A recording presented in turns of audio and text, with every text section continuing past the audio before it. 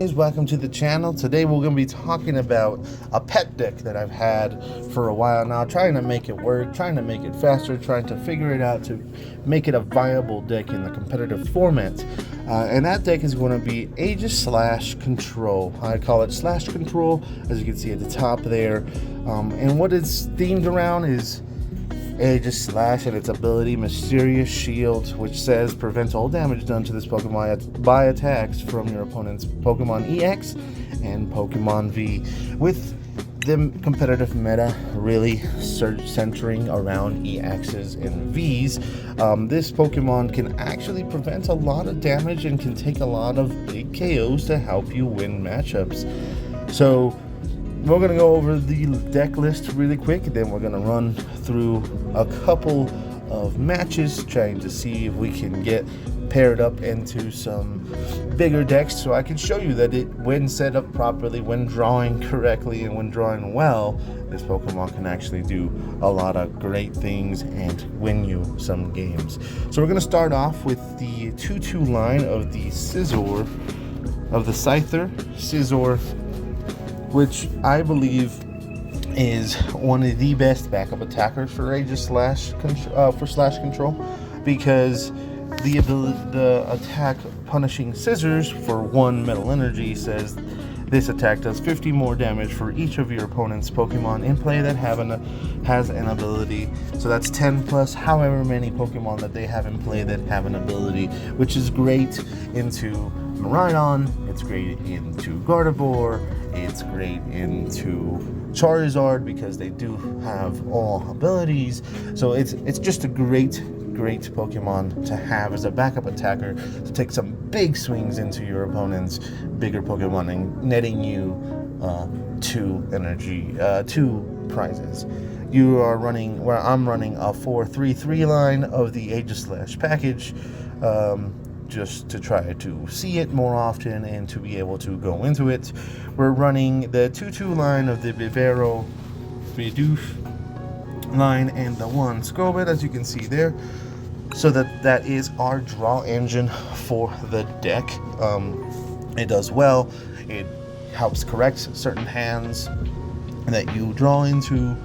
And it's just an overall good package to run with single prize attackers, so that way you're not giving up a liability like maybe a Lemillion or even a Pidgey with that. So we're trying to keep this deck as a single prize as possible. So that's the Pokemon. Now we're going to go into the trainers and items and all that I am running. We run obviously the 4 Battle VIP Pass. It's the best way to start and set up your deck going first or second. And your first turn, you can put those 2 basic Pokemon onto the bench and get that rolling as well. We have the 2 Earthen Vessel, so that we can search for the energy that we have in the deck, so that we can get it to hand, start attaching. I think the greatest thing about this Aegis Slash single prize deck, it's 2 energy.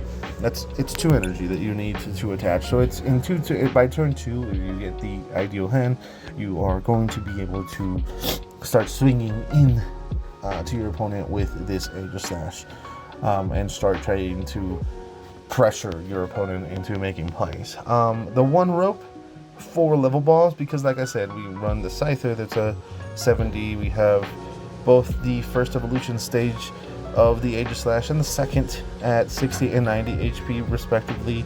You know, you have the Squovit that's under, and so is the Doof. So you have a bunch of targets, so level ball just made sense. We're running 2 Super Rod, because you know, they can KO certain pieces of your combo, or even if you need energy in the deck, because you know this deck can have a hard time into Snorlax control, which is probably the only deck that I can think of that can freely attack into this if they run energy, and really pressurize you, because they're going to be, you know, ripping through your deck for your items. And as you can see, we run 33 trainer and items cards, so you know it's going to be difficult. We have 2 switches.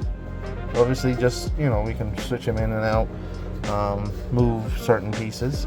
We have the 2 Ultra Ball, Now we're running 4 Arven, and as you can see there at the bottom, the reason why is because we're running the 2 Evolution TM and the 1 Vitality Band. What I found, a lot of people probably think it's weird that I'm running the 1 Vitality Band, but if you think about it, it allows us to 2-shot the Goldangle and push for 2 instead of, you know, doing 260 over 2 turns instead of having to do a third into a Goldangle. It's just a way to accelerate certain things. So 260, and then you add another 120 to that. You know, from there it's just to try to accelerate our KOs of bigger Pokemon like the Charizard, like AX, and you know, Pokemon V-Star. I wish that I could tell you that we could KO more than that, but because we just have the Vitality Band, just to give us a little bit more of a consistency in damage instead of doing 240, 260, it's quite a bit of a jump. So we have that. We have the 2 Evolution TM because we do want to accelerate past getting to that Aegislash as quickly as possible. Now I was running the candy, but I found that the candy at times could be a little clunky, but I could be going back to this, but I found the most success with this build so far. We run the 3 bosses because we love Gust, and I feel like, unfortunately, because sometimes we'll take the first prize because your opponent is trying to you know, get ahead of you on prizes because they do, you know, but they can't attack into the Aegislash a lot of times, and they'll have a way to move it a lot of times. You will get a little bit ahead at times. So I think that as much as I wanted to run the catcher, the counter catcher, I feel like the boss's orders is way better. We run the 3 Iono, but because of our Bidoof Bibero drawing combo, it doesn't matter when you hit your opponent. I just like it because it's the great disruptor into your opponent towards the end of the game, middle of the game, early game, just to get you and net you the advantage. We run the 1 Jog to try to find the 2 evolution Pokemon that we may need to just finish off that turn well. We run the 2 Worker, which again, when I was looking at it, I said we don't need Worker because we don't lose to Path or we don't lose to certain stadium cards, but I do like it a lot in the deck because it does help us slow down our opponent. You know, getting rid of the Pokestop, getting rid of the town store, getting rid of, you know, an option for them to have control or even speed up their deck in any way with a stadium. We can get rid of it and we draw 3 cards from it. And then the last, obviously, we run 8 energy. So that's the deck, guys. Let's go ahead and take a look at a couple matches here. I'm not running it in the ranked right now, so I will though. But we'll start off with a standard match here, guys, and kind of let's see how the deck does. And I'll show you a little bit of how it is that I like to set up, and we'll go from there. So let's take a look here. So we are looking to go second because of our evolution TM. We want that first turn to be able to start speeding up the evolution process. We usually like to set up 1 to 2 Aegislash, and see, like I said, we want to go second because we want the Arven, we want the TM, we want the energy, we want the first attack. Boom, get stuff set up as quickly as possible for ourselves. So looking at our hand, we do have the Arven. We don't have the energy, so we're gonna have to figure that out. We only have the 1 Hone Edge. If we're running into a Iron Valiant, you know, we could potentially get donked here, guys. So we're just gonna take a look here and see what we can do. We could potentially get an Earthen Vessel with. It just depends on what this next card is going to be into our hand, because Battle VIP Pass could be very strong here for us as well to try to start setting up. So we'll take a look. we're running into the Hisuian Zariark, which I'm trying to think if they have any real threats to our AEGISLASH. Maybe if they're running the Drio single prizer, that could be a big threat because they want that damage. And see, this is what I'm talking about, is that they're trying to set up to put damage counters onto their Pokemon. So this is where the worker is amazing, but they didn't have the best of stars. So we have the Battle VIP Pass, so this is perfect, guys. So we're gonna go ahead and Battle VIP Pass here for this and this to just get those two onto the board, and then we can go into our play here where we get an Earthen Vessel and our technical TM because we want that, and then we could probably put down I want to say we want to get that Scobits going here just so that we can the bog there again. It's we hate to see it, but so here we're probably going to get rid of this switch because we don't need it right now. We just need the energy at the moment. Alright, we're gonna put this there, put the TM, yeah, and then just kind of go into the evolution there. So we're gonna pick this and this, giving us, oh, so I guess we may, oh, there it is, okay. So we're gonna end the turn kind of strongly there with setting up the Babero Scovit and trying to get set up here.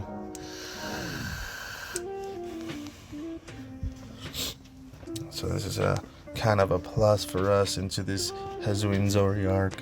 We're already kind of setting ourselves up for success here because we do already have the AEGISLASH. So they're gonna do research here because they pretty much don't have much. Let's take a look at what they had in hand. Yeah, they had that. There's the Bidoof. The Bogjaw puts down that energy, and this is why this attack does 50 damage for each of your Pokemon that have any damage counters on it. So that's 50 times that.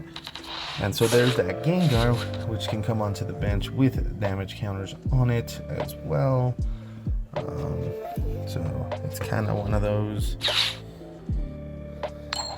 things. So this next turn is kind of just trying to figure out what is the best way to set ourselves up for future success here. It doesn't look like they're really running the Drio build. Looks like they're going through the Bogjaw, but they already have 4 Pokemon with damage counters on them, which again, getting rid of the Bogjaw right now is probably, you know, it just depends. They put themselves down to 1 card in hand. They have no way to swing right now. They're trying to probably find. Okay, so we do have the switch here. We'll put the energy on that. We're gonna evolve it into this. So there's not really any huge reason why not to do this and get rid of that Bogjaw so that we don't get hurt in any way, shape, or form. I think we're just going to, yeah, we're gonna the Stash Nest here into the Super Rob, which isn't horrible, and then we're gonna Babero here. And that's what I wanted to see. I wanted to see this. I wanted to see another one, and we're just gonna swing because the more damage that we can do, because we are such a low, like 240 over 2 hits is big. So that right now is at 250. With our Vitality Band allows us to 2-shot that Zoroark V-Star. So sometimes when you can find extra energy, which again, a lot of the, you know, them being able to, you know, they kind of lock themselves into that. So hopefully they don't find, oh, they found the Zoroark. Putting the damage down on themselves helps us a lot as well in that respect. So there's that Bogjaw number 3. So they're just looking for an energy. So at this point, I wouldn't want to.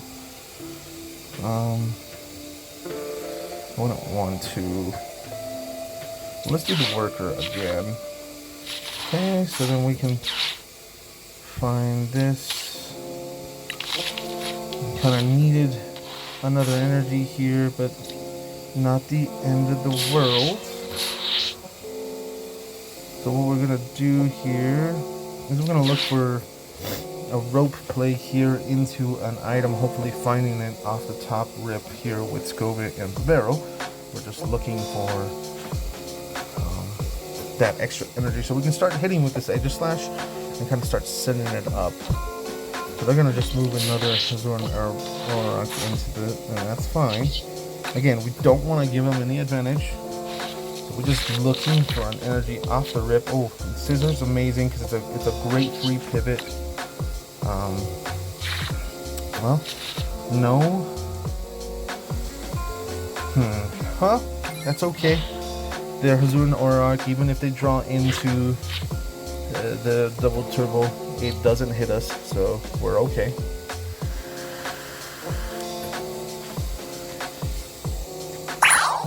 So we are safe from it. Up there's the energy that we absolutely needed, and I think what I'm going to do is I'm going to make this into a Scizor because that'll challenge them to find a way. And like I said, I like, oh, well, that might have been a bad play. No, not necessarily. Well, there's that Vitality Man that I was talking about. It will help us two-shot this. Yeah, it's a great play. Yeah, we could probably get this one right here, second evolution, to try to get it to the next stage here. And then we have a second there. And now we swing for the 130. Which is great. So that means that's a KO next turn. Because that will put it at 280. And like that's what I'm talking about, you know, free damage to your Pokemon and opponents. It's great. So there's a Capture and Romo. If they do hit that, they could potentially, and they did hit it. They're gonna get the Barrel perfectly, and now they're gonna start drawing, which could be bad for us. But right now we do have a great lock, so we are safe in a roping situation because we do have a second Aegislash that they would be getting instead of any of my other Pokemon here. And there's pivots here, so that we have options. There's that boss. We'll see what he's trying to get. Yeah, he's trying to get rid of the Scizor, which again is a huge threat to them. But again, they don't net much off of the one prize that they're gonna get because they're about to lose this Zoroark. Because we aren't, like I told you, I mean, we're okay with losing that. So we put this here, and this is what the rod is for, I think. Getting the rod, putting these two back in. We do want those options there. We have the energy, so that the Scovit Barrel, this is why I love the Scovit Barrel option here. And then we just search here. I would have loved to have had a better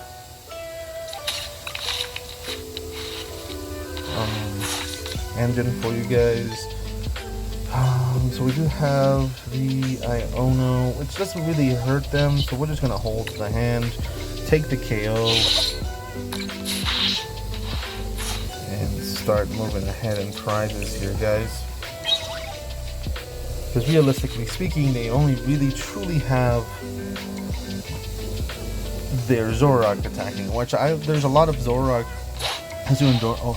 decks out there that I love because they have the Drio option, so it's just one of those decks here.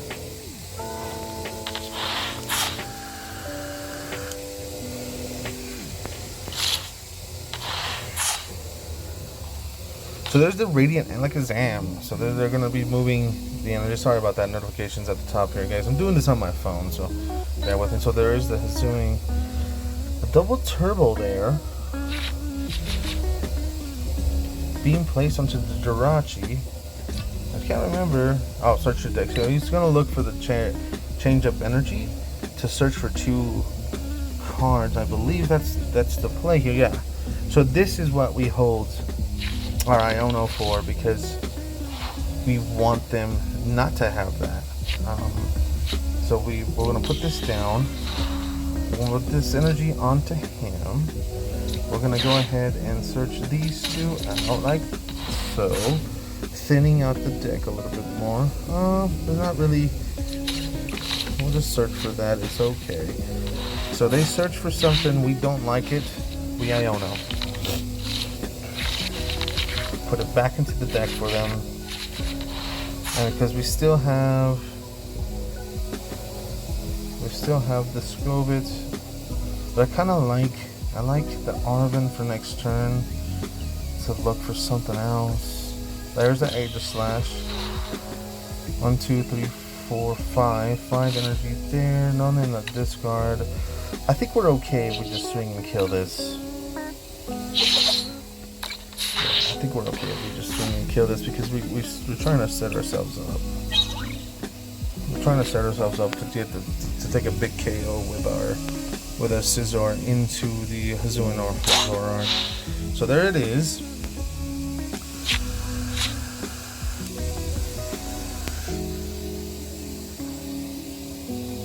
It's coming out. So there's the two bosses. They're putting them back into the deck. Now let's take a look and see what else is in that grave there. They still have the two Gengar, the one Hisuian. They've gone through two. Yeah. Well, there's the Iono, which again we kind of saw it coming. Not a big deal. We're okay with what we're at right now. Give me 1 second, Babas. Sorry guys, my son is calling me. Because they do have that Skobit Bibarel, our Iono is not really as strong. Because they do have the same engine that we're running to kind of fix their hand if it gets low.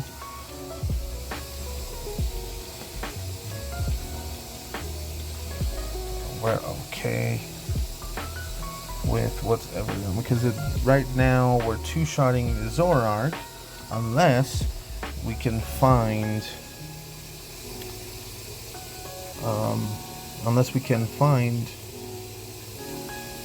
a switch of some kind or a third energy, because we can take a big KO on the Zoroark.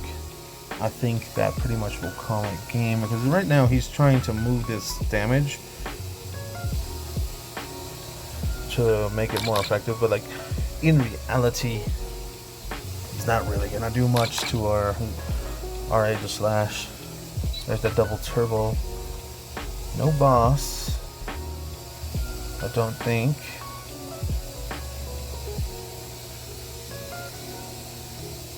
Another little gate to there as well.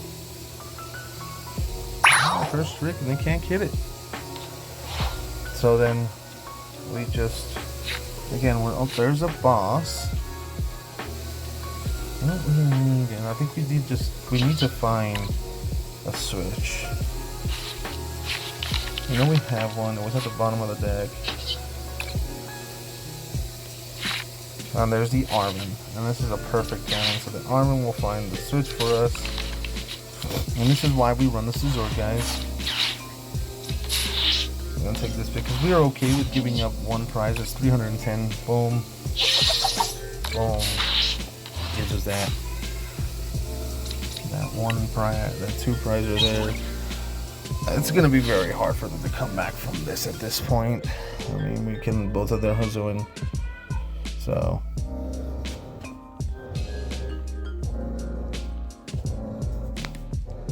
great.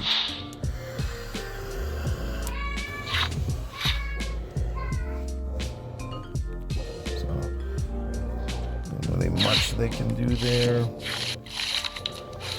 Trying to find maybe another Hisuian, but there's not even a KO'able instance here. Yeah, because that Gengar only puts 2 on the end to the active Pokemon. Oh, the devolution.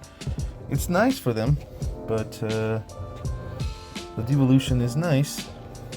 I do see that, but all we have to do is basically re-evolve it. There's no real damage onto any of our Pokemon right now, and to have the fear of getting hit by that. So Bogjaw puts the 20 on that. And yeah, I think this is pretty much GG at this point. There's not really much. We have one prize to take. We can just KO anything. So there's the devolution, guys. But there's not a big deal. I mean, there's not a big deal for us because we are just going to,